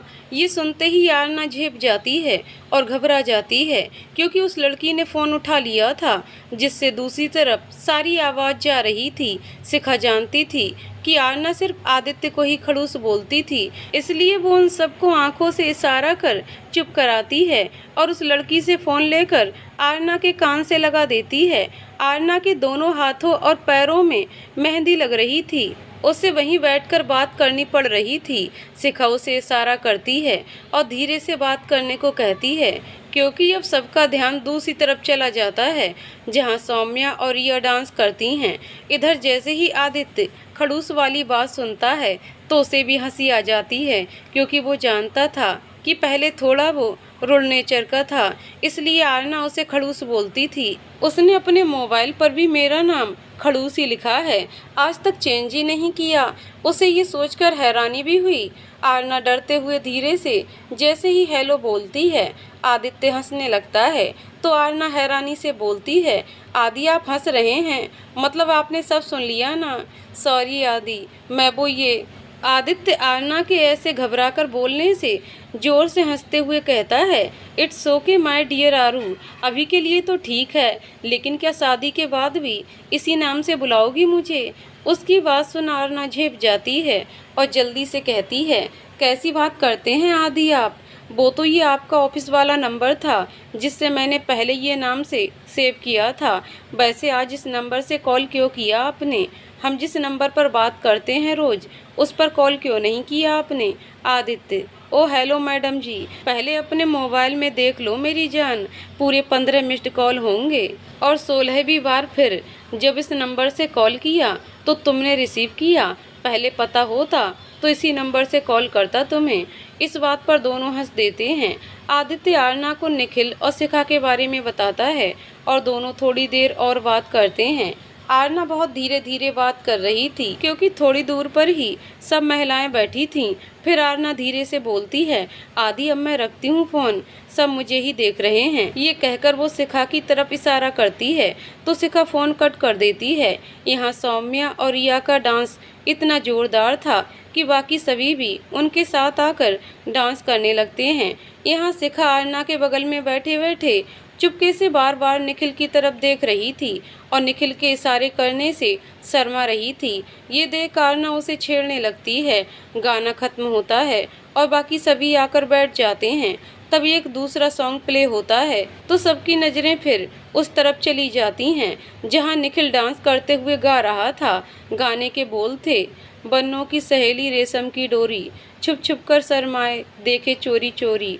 निखिल के इतना गाते ही आरना, आयुष, सौम्या, रिया, राज, मीरा और सोमिल जीजा जी सभी खुशी से झूमने लगते हैं, क्योंकि इस बार निखिल ने सबके सामने ही अपने प्यार का इजहार कर दिया था, जिससे सब बहुत खुश थे। शिखा तो निखिल को गाते देखकर हैरान रह गई। फिर उठकर वो भी उस सॉन्ग में उसका साथ देते हुए गाने लगी। निखिल और शिखा की जुगलबंदी देख बाकी सभी को बहुत मजा आ रहा था। सभी उन दोनों के डांस को खूब एंजॉय करने लगे और तालियां बजाकर उनका साथ देने लगे। मंजू जी आकर उन सभी की बलैयां लेती हैं और सबके ऊपर से पैसे न्यौछावर कर पास खड़ी एक कामवाली को दे देती हैं। उनकी आंखों में आंसू आ जाते हैं, जिनको देख शिखा की मम्मी उनको संभालती हैं और शिखा और निखिल के भी एक हो जाने से सभी दोस्त बहुत खुश थे। निखिल ने ये बात आदित्य को भी फ़ोन कर बता दी थी, जिससे वहाँ भी सभी दोस्त अमर, खुशी, मेघा, मोहित, अमित, दिव्या सब बहुत खुश हुए। इन दोनों के मिलने से डबल पार्टी की। इधर भी सबने आज बहुत एंजॉय किया और इतना डांस करने के बाद सब बहुत थक चुके थे और भूख भी लगने लगी थी सबको। तो मंजू जी सबको खाना खिलाती हैं। खाना खाकर एक बार फिर से सब हंसी मजाक की महफिल जमा कर बैठ गए। हंसी मजाक में समय का पता ही ना चला और जब रात काफ़ी हो गई तो कुछ लोगों ने मंजू जी से विदा ली और कुछ लोग जाकर सो गए। शिखा के मम्मी पापा खाना खाकर जा चुके थे तो शिखा निखिल के साथ घर के लिए निकल गई। आरना शिखा को अपने पास रोकना चाहती थी, पर वो दोनों कुछ समय एक दूसरे के साथ अकेले बिताना चाहते थे, तो इससे अच्छा समय उन्हें कब मिलना था। इसलिए आरना शिखा को निखिल के साथ जाने देती है। वहीं आयुष भी सब समझ रहा था, इसलिए उसने सौम्या को आरना के साथ रुकने को कहा और सुबह जल्दी आने को कहे रिया और राज के साथ चला गया। अगले दिन शाम को आदित्य सज धज कर दूल्हा बनता है। अमर, निखिल और मोहित उसे पगड़ी पहनाकर सहरा बांधते हैं तो खुशी उसको काजल लगाकर नेक पूरा करती है। कविता जी उसकी बलैयां लेती हैं तो राधिका उसको दूध भात खिलाने करती है और फिर हमारे दूल्हे राजा आदित्य घोड़ी पर चढ़कर बारातियों के साथ अपनी दुल्हन को लेने चल पड़ते हैं। बाजे गाजे के साथ बड़ी धूमधाम से बारात शादी भवन पहुंचती है, जहां हमारे दूल्हे राजा आदित्य और सभी बारातियों का भव्य स्वागत किया जाता है। आयुष और राज आदित्य को घोड़ी से उतारते हैं और मंजू जी आदित्य का तिलक कर उसकी आरती उतारती हैं। फिर भवन के द्वार पर द्वारचार की पूजा संपन्न कर सब बाराती अंदर जाते हैं, जहां उन सभी का फिर से ग्रैंड वेलकम होता है। सभी बहुत खुश थे और सबके चेहरों में एक अलग ही खुशी दिख रही थी। शादी की सभी रस्में एक एक कर हो रही थीं। पहले जयमाला की रस्म होती है। आदित्य दोस्तों के साथ स्टेज पर बैठा रहता है और जैसे ही आरना को जयमाला के लिए स्टेज पर आता देखता है तो देखता ही रह जाता है। आरना लाल जोड़े में बेहद खूबसूरत लग रही थी। वो किसी राजकुमारी से कम नहीं लग रही थी। आदित्य और आरना आंखों में प्यार लिए एक दूसरे को जयमाला पहनाते हैं। सभी लोग तालियां बजाते हुए उन दोनों पर फूलों की वर्षा कर देते हैं। सभी दोस्त आदित्य और आरना को छेड़ते हुए हंसी मजाक करते हैं। फिर कुछ देर फोटो खिंचवाने के बाद सभी उन दोनों को लेकर मंडप में आ जाते हैं, जहां पंडित जी मंत्र पढ़ते हुए आगे की रस्म पूरी करवाते हैं। आदित्य आरना की मांग भरता है और फिर मंगलसूत्र पहनाता है।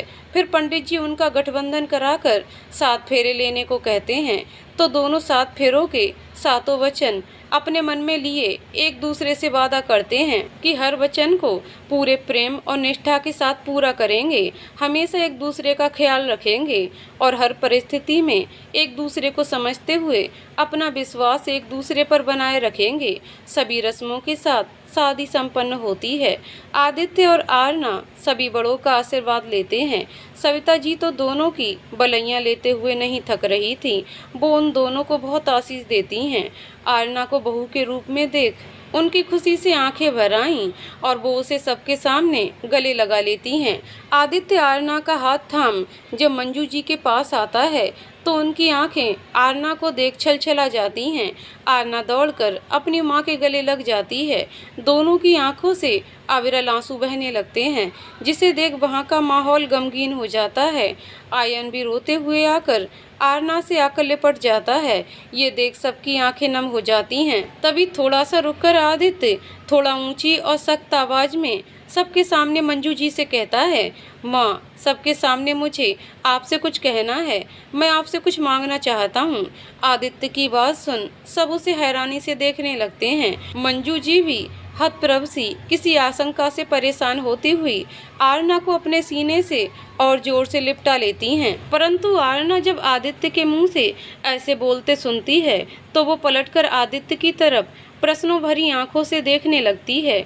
सबकी नजरें बस आदित्य पर टिक जाती हैं कि अब ये क्या कहना मांगना चाहता है। वो भी इस वक्त सविता जी और निखिल आदित्य से जैसे ही कुछ कहने के लिए होते हैं तभी आदित्य आगे बढ़कर मंजू जी का हाथ थाम लेता है और उनसे बोलता है, माँ आप घबराइए नहीं, मैं कुछ भी ऐसा नहीं कह रहा या मांग रहा जो आप ना दे सकें, पर आप पहले वचन दीजिए कि जो मैं मांगूंगा आप बिना कोई झिझक मेरी बात मानेंगे। उसकी बात सुन जैसे ही आरना हैरानी से देखती है, आदित्य आप कैसी बात कर रहे हैं माँ से, क्या चाहिए आपको हमसे अब। वैसे ही आदित्य उसको चुप रहने का इशारा करते हुए कहता है, आरना तुम शांत रहो, इस मामले में ये मेरे और माँ के बीच की बात है और मुझे उनसे ही जो चाहिए वो लेकर रहूँगा। उसका इस वक्त इस तरह सख्त लहजा सुन आरना बस उसे देखती रह जाती है। उसके मन में ढेरों सवाल चलने लगते हैं कि आखिर कोई उसे रोक क्यों नहीं रहा है। आदित्य की बात सुन मंजू जी आंखों में आंसू लिए उससे कहती हैं, बेटा मेरे पास जो सबसे अनमोल और खूबसूरत अमानत थी वो तो आपको दे ही चुकी हूँ, फिर भी अगर आप कुछ और चाहते हो तो बताओ, मैं और क्या दे सकती हूँ आपको। कोशिश करूँगी आपकी सब मांग पूरी करने की। ये कहते हुए उनकी आंखों से आंसुओं की झड़ी निकलने लगती है और उनकी आवाज़ कांपने लगती है। पर आदित्य अभी भी उनकी बात से आश्वस्त नहीं था, इसलिए वो बोलता है, नहीं माँ, पहले आप वादा कीजिए सबके सामने।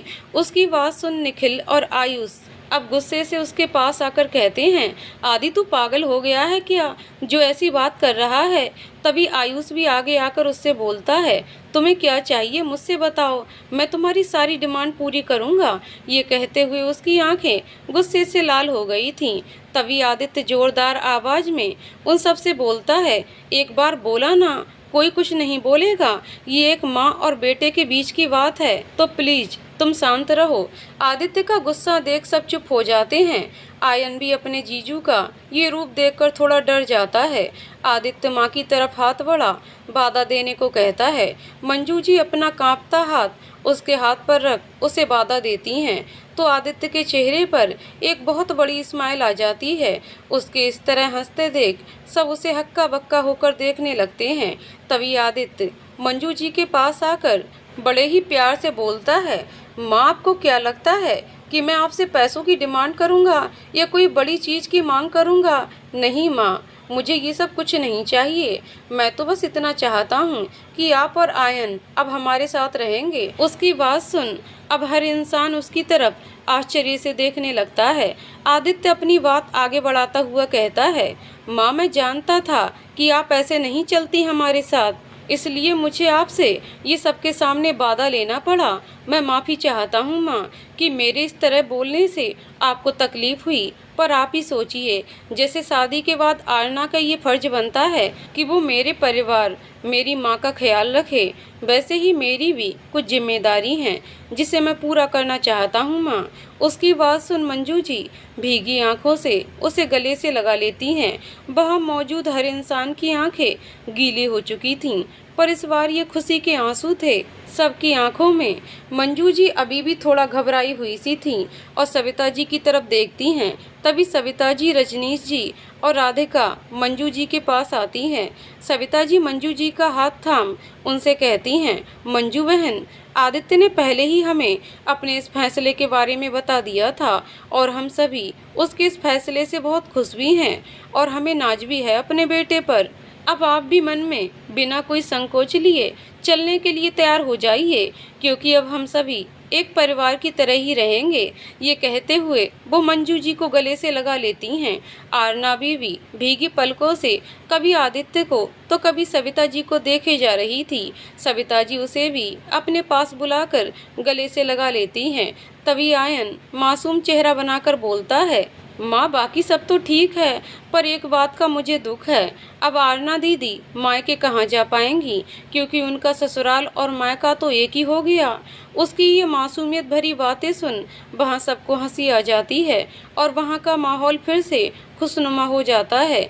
आदित्य और आरना अपने इस खुशियों से भरे प्यार के सफ़र की शुरुआत करते हैं। तो दोस्तों कहानी यहीं पर समाप्त होती है।